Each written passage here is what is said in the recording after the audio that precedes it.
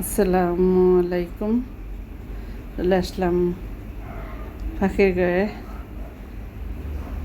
ঢেঁড়স বাজি উঠাই দিছিলাম, হয়ে গেছে প্রায়।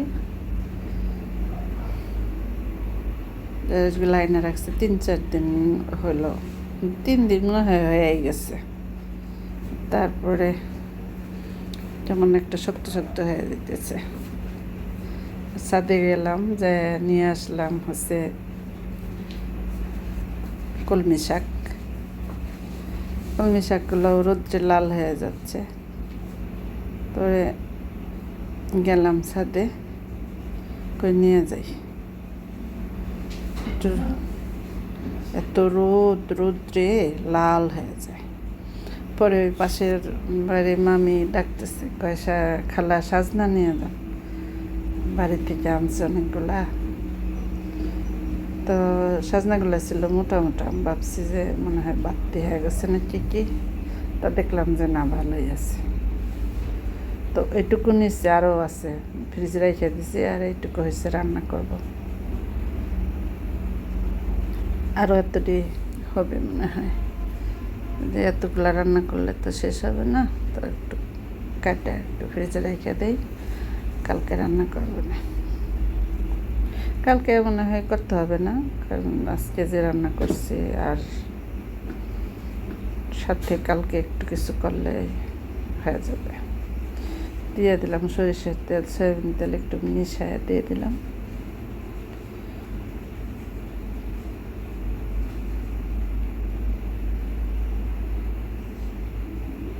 কাঁচামরিচ, পেঁয়াজ,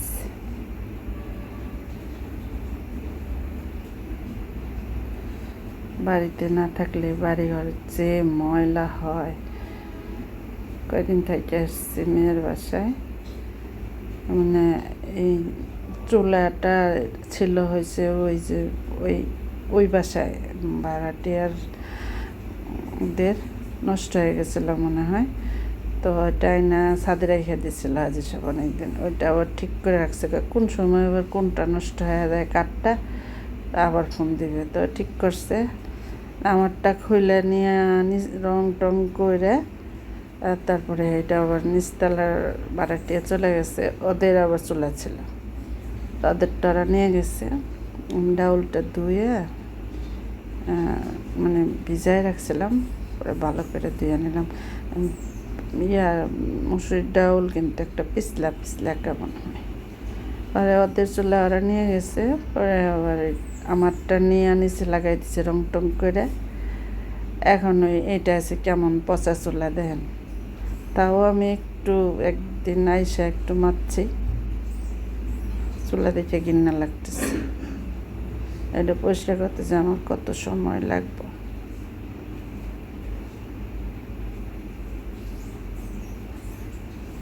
অটো চুলাগুলা কিনবো, সেগুলাও নাকি কদিন পর পরে আবার মিস্ত্রির কাছে নেওয়া লাগে, এই আরেক ঝামেলা।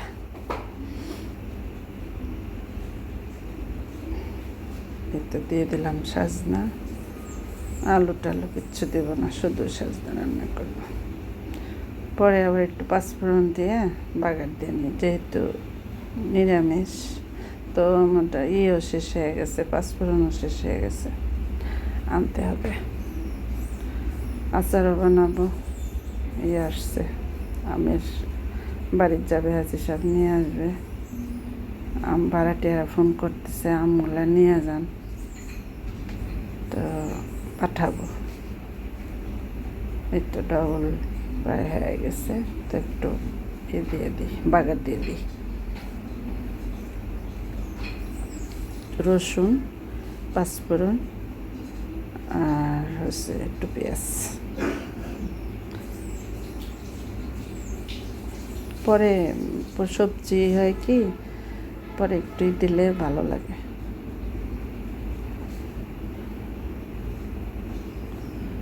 আমরা বলি বাগার, আর বরিশালের দিকের মানুষে বলে তেলানি, তেলানি দিই।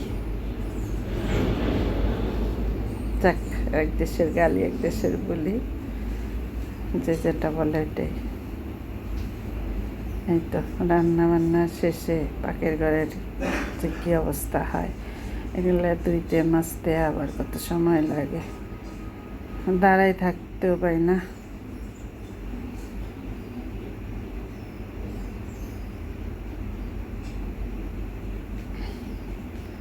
দাঁড়ানো চুলা ও একবার হয়েছিল মাজা ব্যথা, তখন ভাবছি দাঁড়ানো চুলাই ভালো ভাই, এখন আবার বলতেছি বসা চুলাই ভালো ভাই, কারণ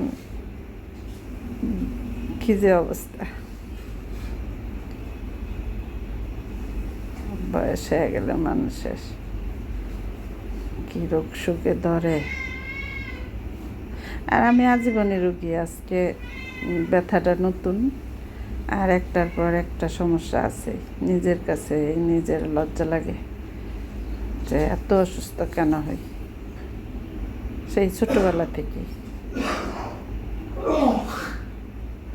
আর আমার একটু কিছু হইলেই একদমই হয়ে যায়। মানুষের কেমন যেন অসুখ বিসুখ হইলেও বলে না, চুপ করে থাকতে পারে, আমি পারি না।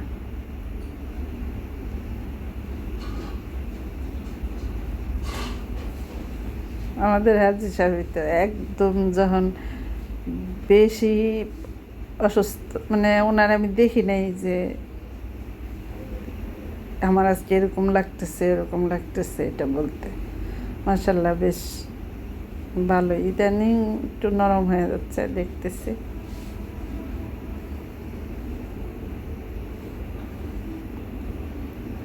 তো হয়ে গেল রান্না, সাজনার সবজি আর ডাউল দিয়া, আর এটা হচ্ছে মিষ্টি কুমড়া পাতার বড়া না ফুলের বড়া, চিংড়ি মাছ দিছি একটু সাথে, আর হলো বেসন দিয়া মাইখা বানাইছি। আর এটা হচ্ছে কলমি শাক ছাদে থেকে আনা, আর হচ্ছে একটা ঢেঁড়স ভাজি।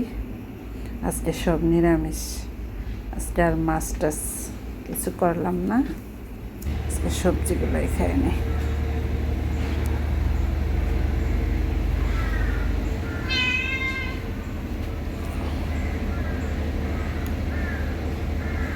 ওই তো দেখেন আমাদের মিনুর অবস্থা,